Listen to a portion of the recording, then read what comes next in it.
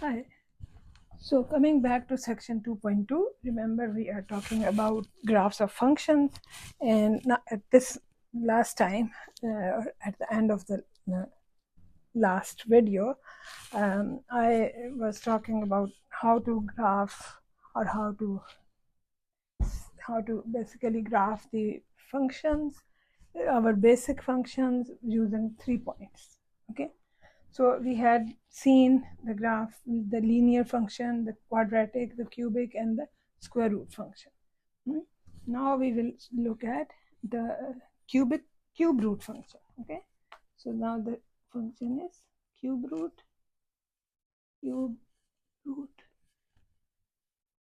So our function is f of x is equal to x, and then we put a small 3 here.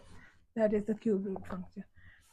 The difference between this and the root function, square root function, is that in the cube root we will have values for negative numbers as well. So if you make the values, table of values, or table of, so we will have the 0. At 0 we will have 0. Now we usually take 1, right?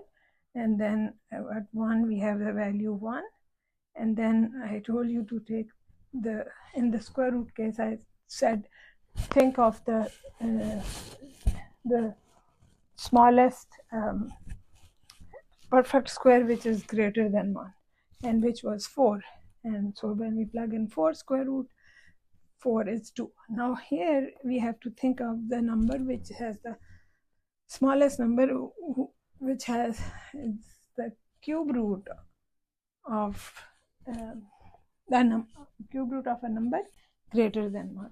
So if you recall, 8 will be such a number, because cube root of 8 is 2. So 8, which is 2. But now negative numbers also will work here. So if we take negative, instead of putting it separately, I'm just going to put it over here, plus minus. But remember that the negative will give you a negative value, and the positive number will give you a positive value. So if I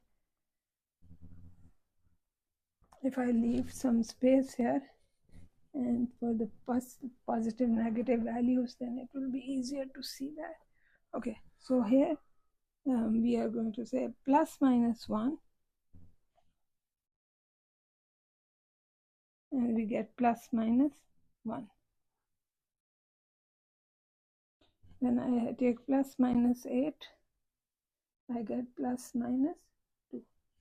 So remember, the plus is on the top and negative. So when it's plus 8, we get plus 2. When it's negative 8, we get negative 2, and so on. So now how do we graph it? So now I have to, because it will be in the values will be in the first quadrant and also in the third quadrant. So we have to go like that. And the scale I choose on the x-axis will have to be such that 8 we are able to go up to 8 units. So I'm going to do this. I'm going to put a tick mark here to say this is my 8. Okay, and put about the same distance from 0 to 8. I will go in the left side, so 0. So probably 8 should come, negative 8 should be here. So we half it on the right side. This is 4, and half it on the left side. This is negative 4. And we can do now 2 and 6 and half and do that, or yeah. So this will be 2, and this will be 6. Similarly, this will be negative 2. This will be negative 6. Now we can do the 1, which we know is going to be. Now it will be good to take a similar scale on the y-axis, like the same size about. So this is 2 and this is 4. Okay, so now at 1 the value is 1, so 1 is here and 1 is here, so the value is 1. At 0 the value is 0. At negative 1 the value will be negative 1. Oh, I should have put some tick marks at the below the x-axis.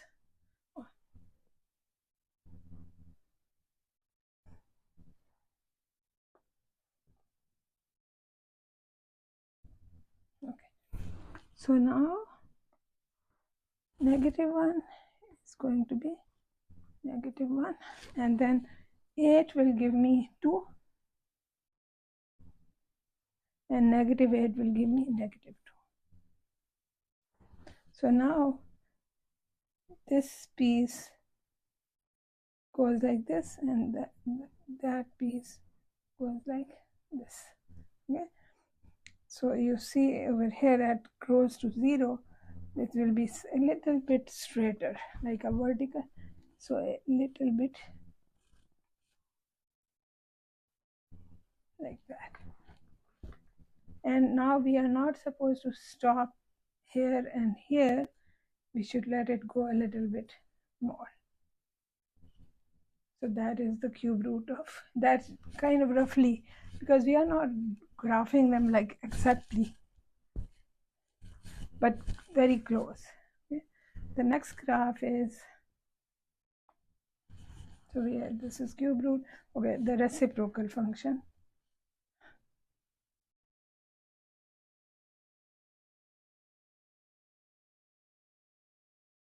So it is denoted by y f of x is equal to 1 over x.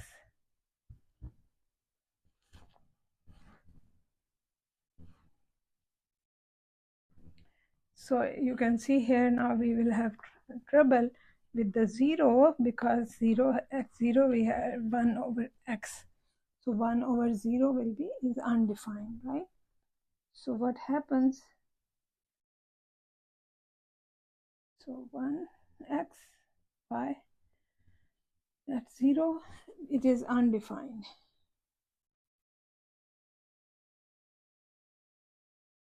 And at 1 will be 1. At negative 1 it will be negative 1. So I can take plus minus 1, which gives me plus minus 1. Okay, and you can take any other number value like 2 plus minus 2. Oh, no, I think I have to do that separately. Why? Because at 2 the value will be 1/2, and then we can do it here. So plus minus 2, you get plus minus 1/2. Okay, but now you can see now if I take 3 or plus minus 3, I get plus minus 1/3. So what is happening? The graph is coming closer and closer to the x-axis. But what happens if I take a number between 0 and 1? So which is, let's say, 1/2. So if x is 1/2, plus minus 1/2,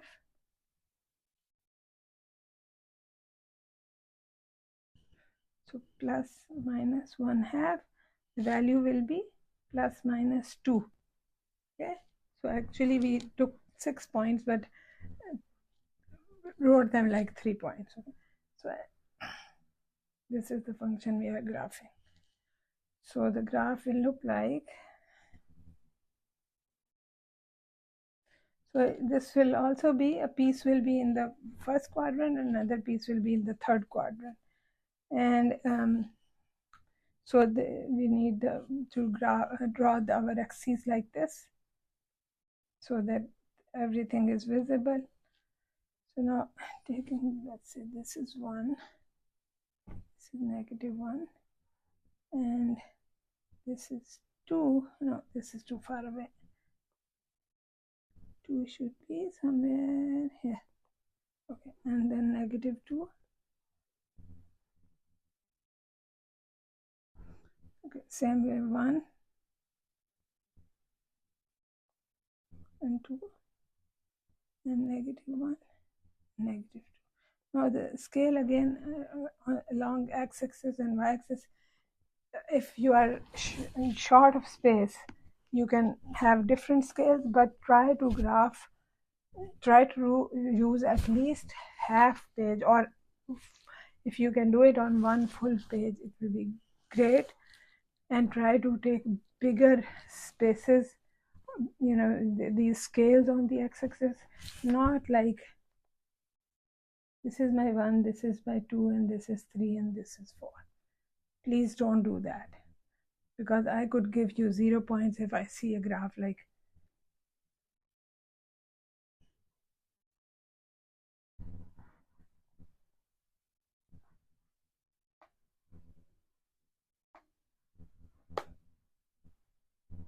okay. So we are now going to plot the points.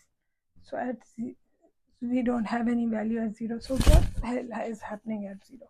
Okay, let us first plot these points, and then we will come back. So at 1, I will get 1. At -1, we get -1. At 2, I get 1/2. So it's coming over here. At -2, I get -1/2. So we are here.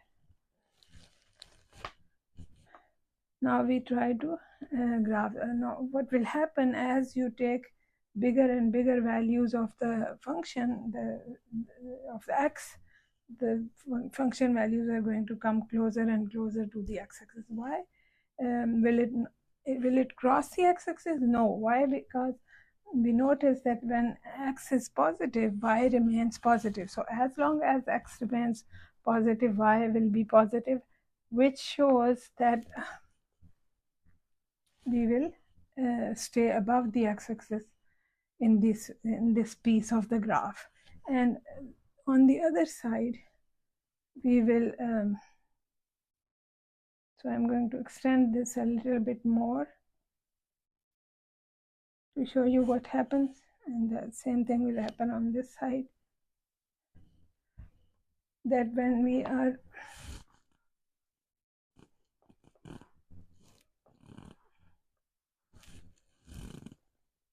okay, so then when we are like closer to the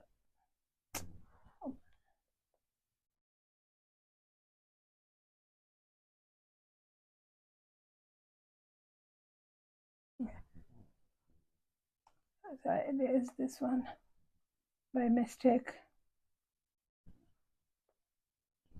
I wanted it to be longer.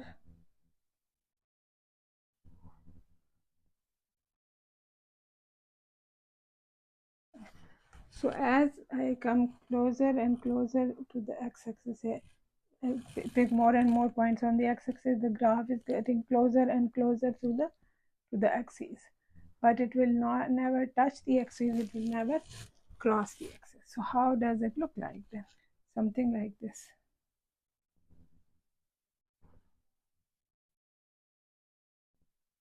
And remember, at the 1/2, we forgot to put that point, value is 2, so it's going to go like that. So what is happening now? You see, this is coming closer and closer to the x-axis over here on the right. So what does that mean? This means the line y is equal to y is equal to 0, which is the x-axis. By the way, the x-axis has the equation y is equal to 0. So this is an asymptote for the function.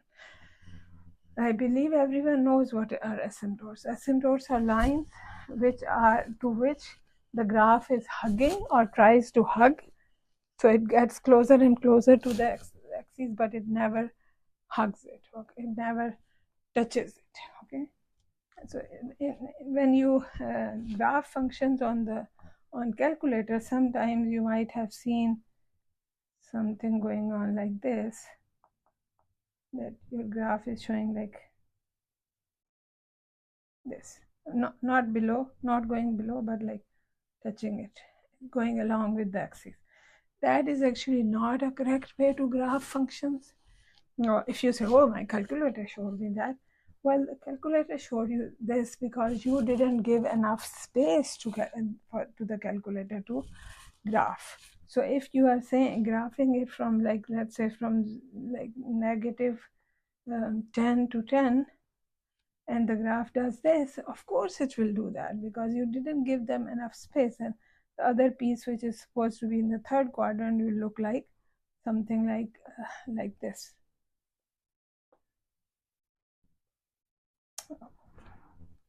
Not like that. It shouldn't be crooked. So something like this, and touching this axis, which it shouldn't happen. Okay, so you should never graph it like that.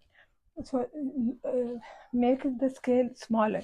Don't go from negative 10 to 10. Go from negative 3 to 3 maybe, or negative 2 to 2, and see what the graph shows. So you have to zoom in the graph to actually see what is happening. If it is actually touching, or it's just like posing to touch the axis.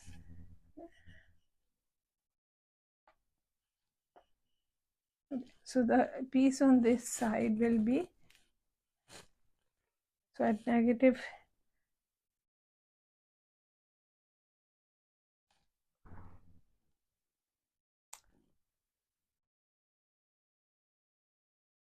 so where was the point?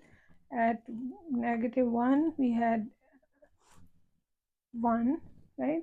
At negative 2 we had negative 1/2, so it was over here, not this one.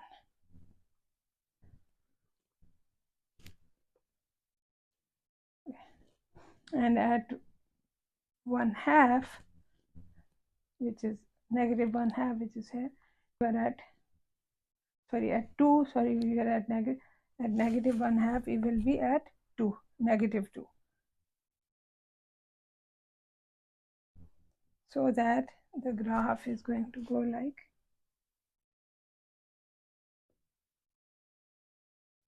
this. That is, so we say in this case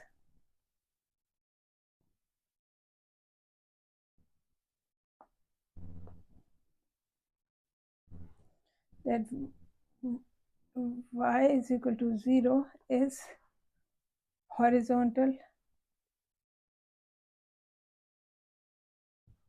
asymptote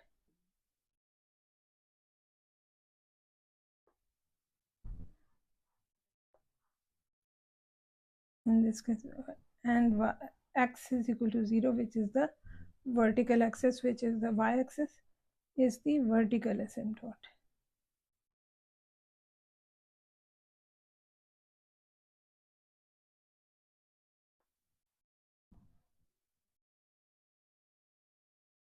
Of this, for this function, for the 1 over x square function.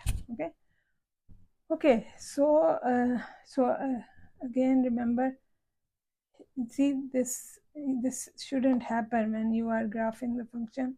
This shouldn't happen, what is happening over here. The graph should not get into other stuff. So take enough big space to show the graph. Well, I was a little bit squeezed for the place because I just didn't want to make it over another half of it, like going into the other page. So I sorry about that, but I would suggest you shouldn't be doing that. Okay, don't make your graph go over the written stuff. Okay, so we have, I think, 2 more graphs left. 1, 2, 3, 4, 5, 6. Yeah, there were 8 of them. So I am left with to show you the graph of 1 over x square, which, by the way, roughly it will be very much like this one, but the only thing is the piece at the bottom here, this piece, this one here, this piece, this will, if you flip it about the x-axis, what will happen? This piece will go and lie over here like that. So now, instead of these 2 pieces, one in the first quadrant and third quadrant, we will have pieces in first and second quadrant. But I will do that in the next video. I think it's already pretty long video, this one. Okay, see you then.